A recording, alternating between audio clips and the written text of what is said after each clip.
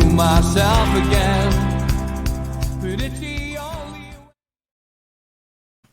Hi and welcome to NUFC Matters with me, Steve Wraith. I'm joined by Nath Toms, who is part of the NUFC Matters team, and he is going to pick his dream team today. Good evening, Nath. How are you? Hi, mate. Yeah, I'm good, thank you. You? Yeah, good to have you on, mate. And this has really been something we came up with over Christmas, just to give us all a few days off to enjoy the festive season myself. And there's been some interesting selections. Looking forward to hearing yours, Nath. So let's start with the goalkeeper. Who are you starting off with in goal? Well, yeah, when I've picked my team, like in general, I could have gone back through and picked like from sort of any era and that kind of stuff. But I've gone with like people from who I remember and from my era, like supporting Newcastle. So I was born in 1990, so like coming from that time, I sort of became aware of. I was aware from a very early age, but at the time I started like taking interest and paying attention is from like 96, 95 onwards, that kind of thing. So for me, like the standout goalkeeper in that time has got to be Shea Given for me. Through watching him as a kid and through seeing like you see now like commentators going about people making like these good double saves and he used to do that every game, didn't he? And he was worth points on his own for us at times. I felt like an absolute stalwart of the club legend, and yeah, I think he was worth points on his own for us. I think he dragged us up the table. I think we've had that quite recently with Dubravka as well. I think he, like you can look at those keepers and you can count like 10, 15 points that they've won on their own for us by keeping us in games. And I think that was the case with Given. I think a lot of the teams that we've had, like going through my memory, looking at the Bobby Robson years is like probably a lot of the team that I've picked is from that time as well. Looking at like the Pardew and Bobby Robson years, we've always had quite a bit of a shaky defence. I think we've always had that from like the 90s onwards. But our goalkeepers have been the difference for us in a lot of those eras. So yeah, for me, Given was fantastic, and some of the games that I remember in the FA Cup, in the FA Cup final, watching that and watching those games, it was phenomenal, and he was the difference between us getting a hiding and sneaking away with points a lot of times as well. Yeah, I think that's what makes Given special. The fact that he was such a good shot stopper, but he played a lot of games for us and he was very loyal to us as well. But yeah, great choice. Not the first person to pick him, certainly won't be the last. Let's go to right back. Who's your right back in the team? Yeah, I think it's a bit of a difficult position to pick for, isn't it? Because you look at who we've got now and who we've had in the past, and no one's really sort of been stand out for me. Warren Barton for me was the one that I picked. I thought it was fantastic all through my early years of watching the team, and I think he really characterised that sort of getting forward and really getting stuck in. And he was part of a really core nucleus of that squad in the late 90s that were very like formidable. For me, I looked at other options. That Stephen Carr was one that played quite prominently when I was in the sort of Bobby Robson years and that kind of thing, and thereafter. But yeah, for me, Barton, he was good on the ball. He got stuck in, and he always, you look at players who are going to give you. I think like the in thing now is to give players a rating out of 10 at the end of every game. And if you're looking at players like him, he's going to give you a 7 every game, isn't he? Because he got stuck in and he never let the shirt down. I think that's one of the things that we have a bit of an issue with now, isn't it? That we see these players that don't really set the world alight and they let themselves down every game. But you look back to that sort of late 90s, early 2000s team, and everybody, despite any of the shortcomings, they always put in a performance, didn't they? And that, I think he really sort of epitomised that for me. Yeah, great player, part of a wonderful team, of course, the entertainers. But yeah, Warren Barton, good choice. Who's your left back? Yeah, again, it was a bit of a funny one. Like one of my, I don't think we've ever had certainly from my time watching, I don't think we've ever had any sort of like really standout, world-beating fullbacks. But for me, one of the ones I was thinking of Olivier Bernard to start off with, because as you'll see later on, who I've got on the left wing, he linked up really well with him, and I thought he was a really solid performer. Like he had a mistake in him every once in a while, but yeah, I thought he was for the most part great. I think Luis Enrique for me was the one that I went for. I think when we went down, he was fantastic in that season. But he could have gone on. I think he had quite a lot of injuries, but he was good when he went to Liverpool as well. But yeah, I think he was a real surprise. He was a bargain. We snapped him up for quite cheap, and he was a really pleasant surprise. I think we've had quite a few of those types of players where we've not really expected anything from them. But yeah, I think he just gave us a bit of something else. He gave us a bit of forward attacking play. He was good on the ball, which we haven't often had from our fullbacks. And yeah, like another guy that I thought of, but he never really sort of set the world alight. Really was David Santon. He could play left and right back. Yeah. I think that was a sort of a real missed opportunity that we didn't manage to get the best out of him, because he had all the plaudits, didn't he, before he came to us as well. Yeah, he did. Yeah, good choice. First person to pick that on the show, so interesting one. Centre halves then depends on what kind of formation you're going for. Yes, I picked a 4-4-2 because I wanted to have two up front, because like one of the places up front was already taken. I guess it would be probably taken by everybody. So. So yeah, I wanted to have someone else there as well. So I definitely wanted to have two in the centre midfield as well. So I went with a 4-4-2. Yeah, and then at centre half, the first one was Dabizas, Nikos Dabizas. For me, yeah, like you see there, he's just iconic, wasn't he? An absolute character, really steady. Did his job week in, week out. You could count on him. The turn from Dennis Bergkamp, I'm saying that was a fluke. He didn't mean to get skinned when that happened. So, but yeah, like I said, like in that late 90s, early 2000s team, he was really formidable in there. And I think we always kind of struggled to have like a good partner alongside him. I felt like I think that's been the case with a lot of these different eras that I'm going to talk about, is that we've seemed to have like one good centre half at a time, but never two. And I think that's maybe like where we're at now, probably as well. And it just seems like we would really kick on as a team if we managed to sort of kind of ever have two really good centre halves at the same time. But yeah, Dabizas for me was it was like an iconic character that I remember from growing up, and that you could always count on him, and you could always be sure that he'd get stuck in, do a job, and he would have been one of the first names on the team sheet. One of those players as well, one of those foreign imports who's fell in love with Newcastle, and of course, he visits the area on a regular basis. He would love to work at the club. He's been a director of football in other places, and his son, of course, has been studying in Newcastle. So, still, like Pavel before him and many others, has got links to the area. Yeah, I think it's great to see when we really do like appreciate it when these players sort of come to the club and really get what Newcastle's about and buy into the area, but buy into the team as well. And I think that when players do that, there's another one on my list who did that too, and he's they go down in history, don't they, as being really fond memories of those players, and they come away with they have a lasting legacy. They might not have won anything, they might not have lifted a trophy for us, but they leave with that legacy, don't they, and those memories. And I think that's what that's what we all kind of like cherish, and we all like hang on to, isn't it? The memories of players like that, because I'd love to have somebody like him in the team now, and as with someone like Warren Barton, Enrique, you'd love to have those players in the team now, wouldn't you, in their prime? Oh, you're muted, Steve. You've done it. Done that twice on these shows. Who would you like to see alongside him as a centre half? Yeah, again, so I think it was kind of like quite slim pickings, really, because I was looking at people like Andy Griffin and Stephen Taylor, and because Stephen Taylor's one from my sort of childhood that I really remember quite well for all sorts of different reasons, for the good and the bad and that kind of thing. But for me, I went for Colaccini.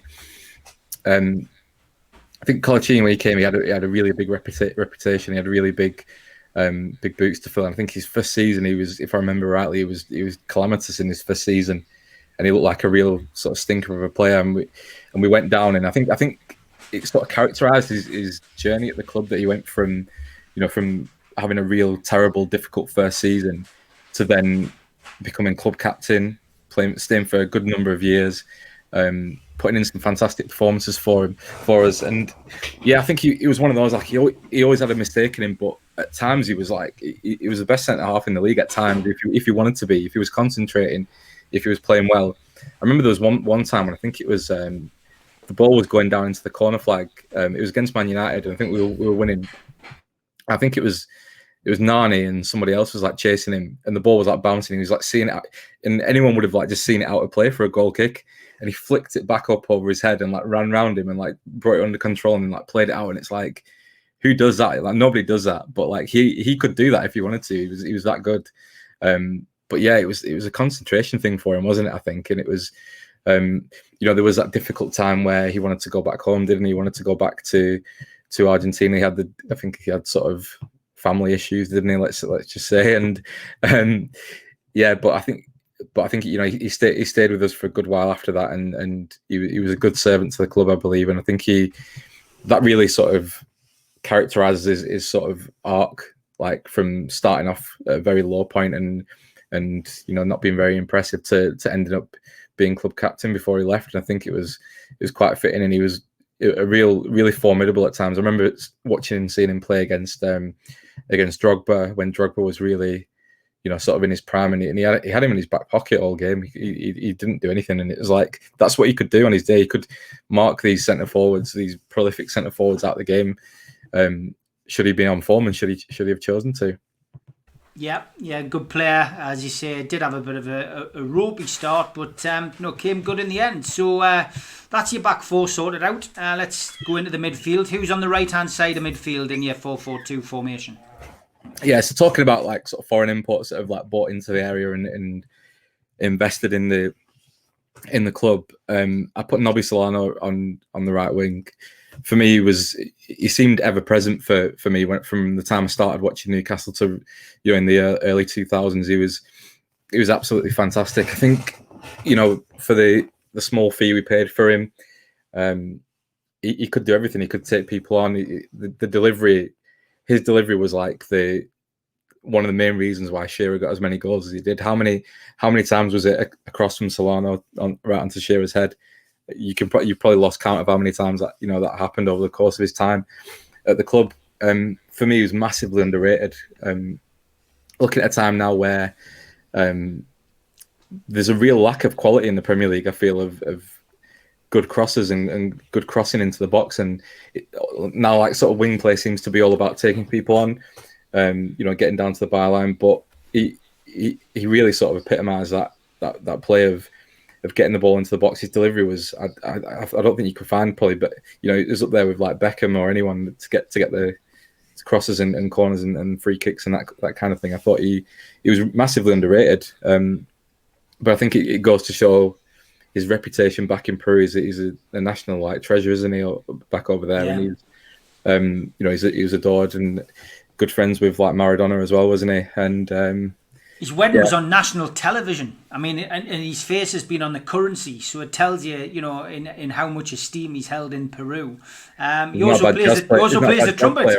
Yeah, exactly. Yeah, I mean, he actually again, like you've just said, like Nikos Dabizas in your back four, bought into the area and still has connections here. Had a child here, and from his perspective, it is like he's home when he comes back to Newcastle. I got him over to meet Rafa Benitez when Rafa was at the club, and he loved it. He still wanted to be part of the setup. He still does. It's his ambition. Like a lot of ex-players, he wants to come back, wants to work at the club and give something back in a coaching capacity. So he's doing well with Peru, done really well with the national team as number 2, and had a good run with them. But his heart's still on Tyneside, very much so. Yeah, it'd be good to see him back, and it'd be good to see quite a lot of these places back and these faces back. And I'd like to think that sort of moving forward as a more, depending on what happens in the future with the the ownership of the club, they'd be really remiss to not get some of these sort of older former legends back into the club, because you can't tell me that like having someone like Solano around working with the wingers that we've got, that they'd benefit greatly from that, wouldn't they? And like as would a lot of the players, like if you could get Shearer back in coaching or something like that with the forward players. These are players that have played at like top level for us and top level in the Premier League for over a decade. So it could only benefit the club, couldn't it, from top to bottom, really? Of course it could. Okay, so that's your right midfield sorted. Who's on your left hand side? Yeah, one of my favourite players actually, like that I've, from my from my lifetime supporting Newcastle. I went for Lauren Robert. Okay. I don't think I've ever seen, when you see like these goals of the season, goals of the year. I don't think I've ever seen anyone have two goals from the same game as a contender for goal of the season. The two he scored against Tottenham, the one with the volley that was just outrageous, and then the one from like about 45 yards out where he just pinged it into the top corner. I've never seen anybody with a left foot like that before that could just rifle the ball. Like it wasn't even his free kicks. Like he had it all. He could, he could curl them and place them in the top corner if he wanted. He could just fire it through the wall if he wanted to. Keepers couldn't handle him, could they? And he's running for, I think, for all his talents with, from dead ball situations and from outside the box, pinging them into the top corners with his left foot. I think he was massively underrated as a dribbler as well. There's a lot of, he used to take people on. He'd run down that left hand side. He linked up really well with Bernard. I thought they were fantastic together, those two. And what a left foot. I mean, it goes to show, didn't it? He knocked Bernard for 6, didn't he? When he was clearing that ball out of defence that time. Yeah. And knocked him off his feet. So yeah, for me, he was such an exciting player to watch and such a sort of maverick player. Seemed to come out of nowhere, and then all of a sudden he was, he announced himself immediately, didn't he? And his time, but he chipped in with so many goals over his time. It's a shame we didn't get to see him for longer. Yeah, great player. Some special goals, and somebody who holds a place in the hearts of Newcastle United supporters. So in the centre midfield now, in your 4-4-2, who's your first centre midfielder? Yeah, my first one I've gone for the late great Gary Speed. For me, again, like it was one of those players that he was just synonymous with that black and white shirt in the middle, and he was so underrated on his day. He wasn't. I don't think he gets the plaudits that he deserves. Everyone talks about him, since his passing, saying how good he was, but he didn't really get. It's a shame that he didn't really get that many plaudits when he was alive, because he was a fantastic midfielder. I think one of the best centre midfielders the Premier League has ever seen. I think, to be honest, and I think he's that underrated. He could do it all. He was tough tackling. He had a range of passing available to him. He was worked tirelessly, didn't he, in that centre midfield? He was box to box, up and down all game. And like when he went off the pitch, you could see it that he'd given his everything. And I think that's the sort of the standard what you want to set, isn't it, for the players around you? I think he did the quiet jobs as well. That he made everybody else in that team around him look better. I remember listening to an interview. Roy Keane was talking about players he played against in centre midfield, and they were saying, "Oh, like it must be your toughest. Like my opponent must have been Patrick Vieira," and he said, "No, like Gary Speed and Rob Lee." Said they were so tireless and so dogged in that centre midfield that he felt that those two were like two of the best that he's played against. So yeah, for me, Gary Speed epitomises that sort of centre midfield role for me. And I thought he was, he was fantastic. Someone that I grew up with for, watching for many years, and yeah, like one of my all-time favourites. Great header of the ball as well. Just late runs, coming into the box, and definitely somebody who epitomised a great central midfielder. And as you say, sadly missed. And never a year goes by without Newcastle fans paying tribute to him on social media, and rightly so. And next centre midfielder then. Yeah, probably another one of my all-time favourites. I've got his name on the back of the shirt that I got from that year, Johan Cabaye. I think it's, again, it came in an era where we seemed to pick up a few players for quite cheap, and a few of them really surprised us, and they really went on to do great things for us. And I think for Cabaye, what was it, 4 million we got him for? I think it was. Within a season or two, he was sort of one of the most sought after centre midfielders in the world. Links to PSG, where he eventually ended up, and but for me, what a fantastic player to have in your team. He was that partnership that he had with Tiote. They complemented each other perfectly. Probably one of the best centre midfield partnerships we've had for a long time. And what I'd give to have those two playing centre midfield for us now in their prime. Because if you look at our centre midfield today, it's poles apart, isn't it, from those two? He could do it all. He was good on the ball. He was so calm and assured on the ball that he seemed to settle everyone down around him. Our back four were a bit in that Bobby Robson, in that Pardew era. Our back four was, not the best, and I don't think it ever has been the best. But he'd take the ball on and he'd calm everything down, and he'd make it look so simple. He'd make the easy things look simple, and then he'd make these Hollywood passes out of nowhere. Again, like set pieces were fantastic. So many free kicks that he scored that I can remember. So for me, he's made. I think that's the trademark of a good centre midfielder, is that they make the game look simple, and they give themselves lots of room. And he never looked like he was in trouble when he was on the ball, and he was formidable for us. And like I said, he quite rightly so that he attracted a lot of interest from Arsenal and PSG and that kind of thing at the time, because there weren't many midfielders around that could do what he did. And I remember that game against Man United where he scored. He single-handedly won that game for us. He was fantastic.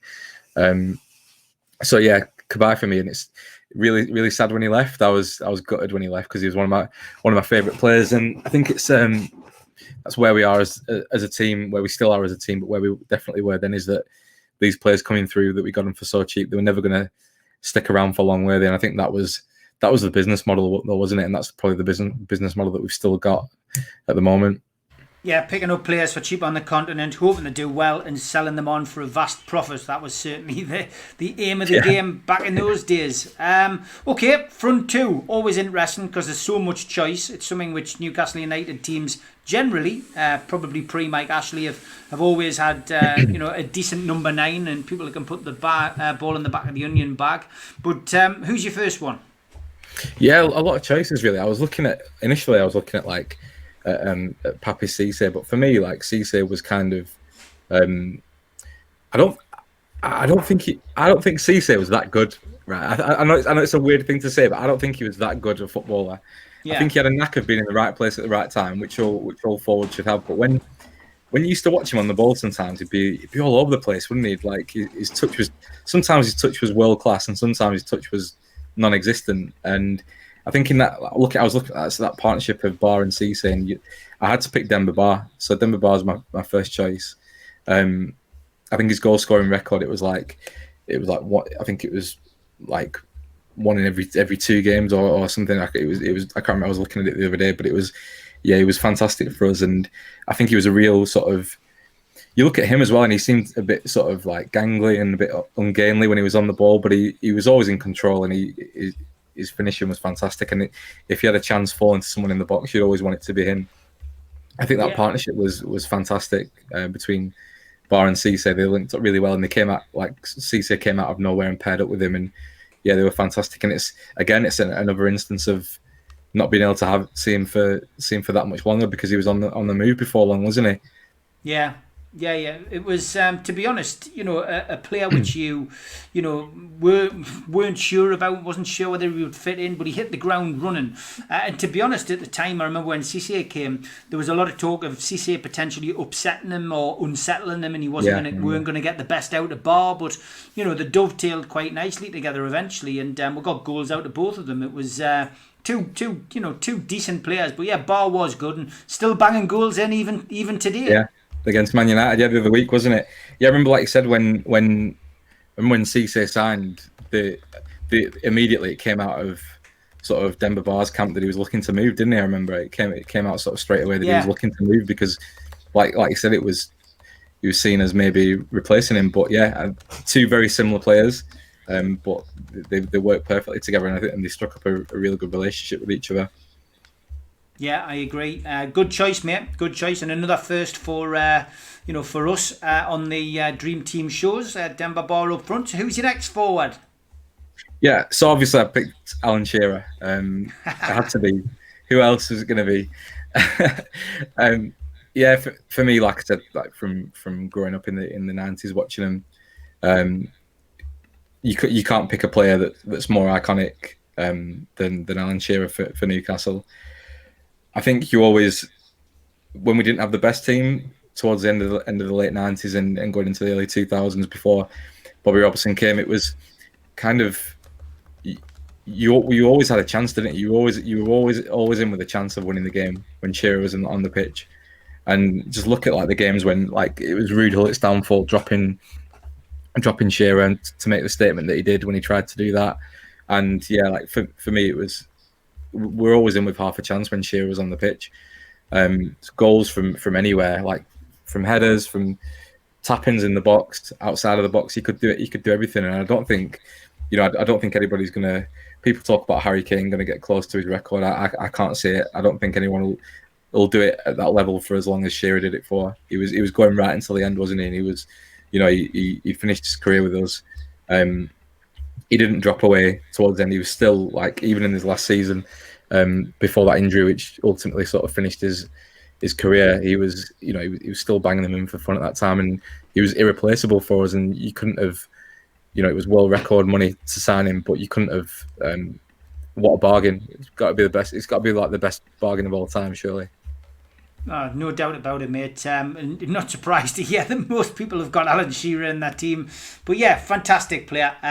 Still the record goal scorer at the football club. And as you say, the Premier League record is still his. Harry Kane is edging towards it, though. It'll be interesting to see whether he stays at Tottenham long enough to break it. So that's your 11, and quite a strong team it is as well, and a few changes and a few surprises in there, which is great to see. And keep saying with the guys who've done it so far that ultimately it's all about age, really. What era you were born into, but you've given it a bit more thought in the sense that you are a bit younger, you've come in at a different stage, and it's a great team, mate. I think any Newcastle fan would love to see that 11 take shape on the pitch. So we do give you the chance to have some substitutes, and of course we need a manager. So who's your first substitute on the bench? Yeah, so I've gone for Steve Harper as my first substitute. That picture there, that gets me every time. That picture, I can't. It upsets me seeing him upset, because he was like, what a servant to the club he was. And when I can't think of many players who would stay and would have been on the bench for that long, and only coming in when Given was unfit, which was very rare as well. Given was quite good for injuries and rarely injured. So, it shows he didn't make that many performances over his time at the club, but what an ambassador, and obviously still at the club now, which is great to see. But yeah, when called upon, he was as good as Given on his day. If he was on form, he was every bit as good as Given. So like now we talk about the keepers that we've got, and we're worried about if we've got to bring a substitute keeper on. But if Given ever had to go off, I personally was never worried, because you knew that Steve Harper could do the job. He was very capable, and he could have moved to like many other clubs in the Premiership, and he'd have been their number one keeper. He'd have walked into that position for a number of other clubs in the Premier League. So to stay, and it just speaks volumes of the man, I think, about how good a pro he was and how dependable he was. Because like I said, a lot of players would have been knocking on the door to leave, wouldn't they? Yeah, there's no doubt about it, mate. I mean, you look at him, and he had enough appearances to warrant his, and it stayed at the club long enough to warrant his benefit game. But look, not many people would do that. He sacrificed his career to stay at his hometown club, and of course back on the coaching staff now as well, which is great. You need people like that in in and around the club. Absolutely, yeah. Next substitute then. Yeah, so a bit of a controversial one. I know he's a fan favourite with some of the fans, but in terms of what he accomplished for the club, probably not a great deal. But I went with Hatem Ben Arfa. To me, when he was really hyped up before he came, and he sort of exploded onto the scene, and then he got an injury straight away, didn't he? Which was really difficult for him. He was out for the best part of he was out for the season, wasn't he? Before he came back, and came back with a bang again, and he still showed that he could perform at that level, and he was he's still doing it now. I still see goals pop up for him, on the Newcastle United hashtag on Twitter. People share it when he's scoring in low leagues in France, and he was still in the top league up until quite recently in France, and he was still playing the exact same way, just taking people on for fun, running past them, twisting and turning. That goal against Bolton, one of my favourite Newcastle goals, when he just turned in his own half and sprinted the full length of the pitch and pokes it into the back of the net. He could do it all. He had a wicked shot on him when he wanted to, when he had the opportunity to from outside the box, and a bit like St. Maximum now, like equally frustrating sometimes, where where there isn't that end product sometimes. But boy, when he wanted to, he was a real player, and I think that it's funny you get these types of players. It always seems to be these kind of tricky sort of flash wingers, doesn't it? That have this issue with attitude sometimes, where it doesn't lend themselves to be.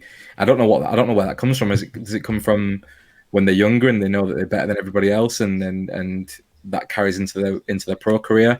I'm not quite sure where it comes from, but it always seems to be these sort of mercurial players, doesn't it, that have this issue with attitude. And I firmly believe that he could have been one of the best in the world if he'd applied himself, and if he'd had a look with injuries and not got the injuries that he did, but also applied himself in the right way, he'd have been one of the most talked about players ever. And I firmly believe that, because he had everything. He had everything to do that. You look at, I don't want to compare him to like Messi and Ronaldo, but you look at those types of players, and he had everything that they had in terms of taking people on and wow, and leaving people gobsmacked and wowing the crowd and that kind of stuff. He had all that in his toolbox. But yeah, it was a mixture of unfortunate with injuries, and like the way he played in the Premier League, he's always going to be a target for a rash challenge, wasn't he? And that's what ultimately gave him that terrible injury. But he came back from it. Fair play to him, didn't he? But yeah, for me, he could have been quite easily been one of the most talked about players of all time. Yeah, certainly a mercurial player, and I consider myself very privileged to have seen him in a black and white shirt. Last substitute then, please, Nath. Yeah, so like the centre midfield position was like a really difficult one for me to kind of decide upon. But like Kabay was one of my favourites, but then Gary Speed also one of my favourites too. But I think, like I talked about earlier on when I was saying about that Roy Keane interview, he said that Rob Lee was one of his most difficult opponents that he ever played against, and I'd have to so he takes up my substitute spot. I would have put him in there in the starting lineup, but Kabay was is one of my all-time favourites. So I think Rob Lee, for a lot of the same reasons I said for Gary Speed, really, that he could do everything. And I think I don't really remember watching, from all the games that I watched, like it's such a distant memory now, but watching clips back of like Shearer's goals and stuff, and it always comes from Rob Lee. Like Rob Lee bursting into the opponent's half and knocking these passes, like these 30, 40-yard passes out to the wing and stuff, and for the ball to come into the box for Shearer. Like he could do everything. He was all action, wasn't he? And he was tough in the tackle, fantastic range of passing, and he had a goal in him as well, which is what you need from the centre midfield. So yeah, for me, he was really formidable in there, and we had a real good core to that Newcastle team in the sort of late 90s, and moving forward from there. And I think that's something that we're kind of longing for now, aren't we? And I'd love to have a player like Rob Lee in our team right now. Yeah, me too. Great team. Some great positions on the bench. Players coming on the bench as well. Who's going to manage your dream team, Nath? Yeah, so for me, like I kind of missed out on the Kevin Keegan years, really. I was a bit young for that. But sort of thereafter, like you're looking at like Hullett and stuff, and Dalglish, wasn't a very great time. And then sort of in my time supporting, like you look at the years under Pardew, there were some great times that we had there, but again didn't really crack on, and I guess that's as much to do with the ownership as anything else. But for me, it has to be Sir Bobby Robson. What a man! What a fantastic man! The way he talked, so passionate, and the way he talks about Newcastle and the way that he talks about football in general.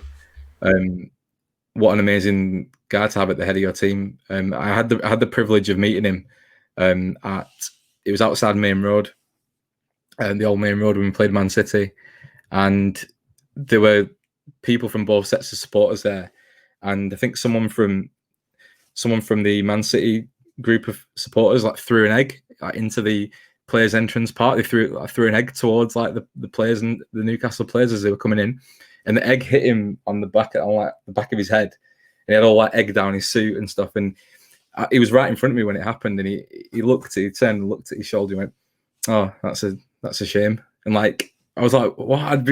You'd be furious, wouldn't you? You'd be going mad. But he was like such a gentle but like firm but fair, amazing bloke. And like the documentary, I can't sit through that without bawling my eyes out. It's touching, isn't it? And to see the amount of players that he touched and the amount of players that he developed and brought on.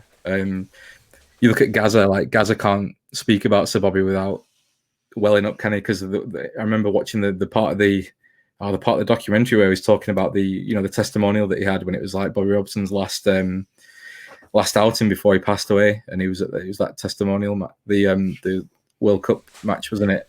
Yeah. And he said to Gaza, he asked his son, didn't he? He said the first thing he said was, "How did Gaza get on? How did Gaza play?" And I think Gaza was in tears, wasn't he, when he found out that Sir Bobby had been asking about him, because he had a soft spot for him. And I think that's the case with a lot of players. If you look at that team, the team that he managed, he wasn't scared to bring through youth players, and he brought them on and developed them and brought them into. He trusted them he trusted them in that team. Look at Kieran Dyer, Jermaine Genius. He got Genius out of nowhere from Notts Forest and made him into, before long he was playing in the Champions League. It's like unthinkable to think of like that rise for players like that. And you listen to any of the players now. I've never heard anybody have a bad word to say about Sir Bobby. And you look at people like Mourinho, and they've all got fond memories of Sir Bobby, and they hold Newcastle in high regard because of that.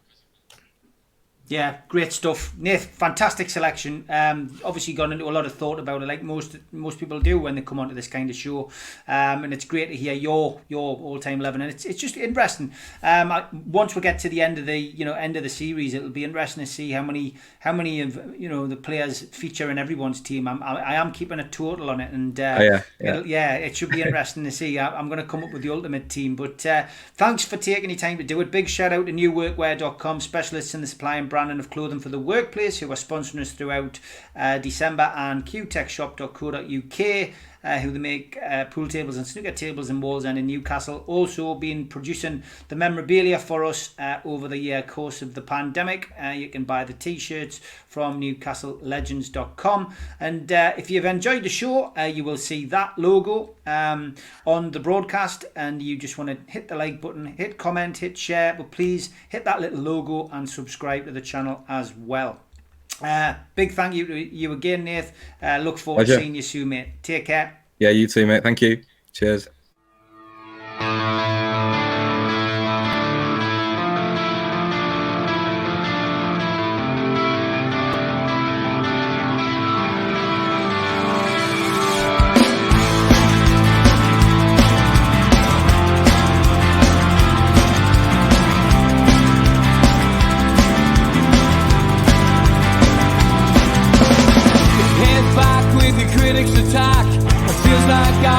Talking to myself again. And don't forget, throughout December, we're asking you to think before you tweet. Think before you tweet. Think before you tweet. Think before you tweet. Think before you tweet. Think before you tweet. Please just think before you tweet. Think before you tweet. Think before you tweet. Think before you tweet.